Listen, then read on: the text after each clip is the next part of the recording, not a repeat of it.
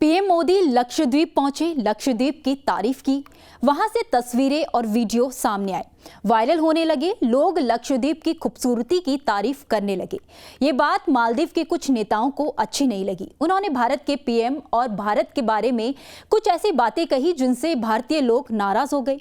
इस नाराजगी को देखकर मालदीव की सरकार घबरा गई, अपने तीनों नेताओं के खिलाफ एक्शन ले लिया। लेकिन इसके बाद भी भारतीय लोगों और कंपनियों की नाराजगी कम नहीं हुई। लोग अपनी मालदीव की बुकिंग कैंसिल कराने लगे। ये देखकर मालदीव घुटनों पर आ गया, भारतीयों से गुहार लगाने लगा। लेकिन चीन को मालदीव की इस आपदा में अवसर दिखाई दिया और उसने मालदीव के राष्ट्रपति को न्योता भेज दिया। मोहम्मद मोइजू चीन पहुंच गए। दोनों देशों के बीच 20 समझौते हुए।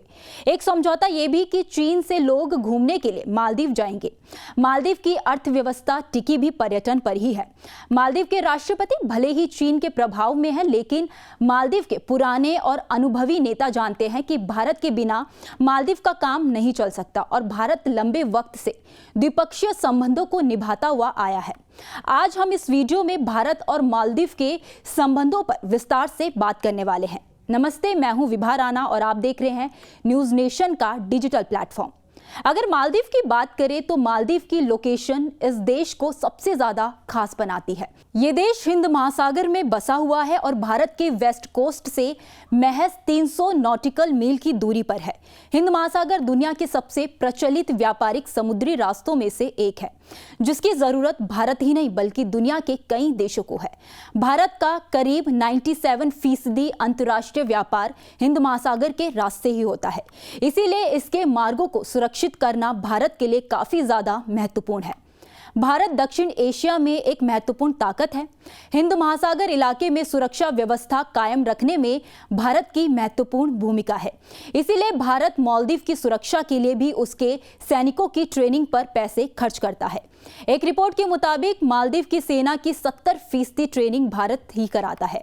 ये ट्रेनिंग या तो आइलैंड पर होती है या फिर उन्हें इंडिया की मिलिट्री एकेडमी में ट्रेंड किया जाता है।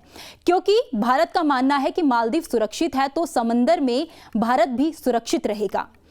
अब मालदीव के कुछ नेताओं की उल्टी सीधी हरकतें से भले ही सोशल मीडिया बौखलाया हुआ हो, लेकिन डिप्लोमेटिक स्तर पर भारत और मालदीव आपस में बात कर रहे हैं। भारत के किसी भी नेता ने मालदीव के खिलाफ कोई भी बयान नहीं दिया है। इसके अलावा मालदीव की अर्थव्यवस्था टूरिज्म पर टिकी हुई है और मालदीव के टूरिज्म में भारत का सबसे बड़ा योगदान है। इसीलिए भी मालदीव को भारत की जरूरत है।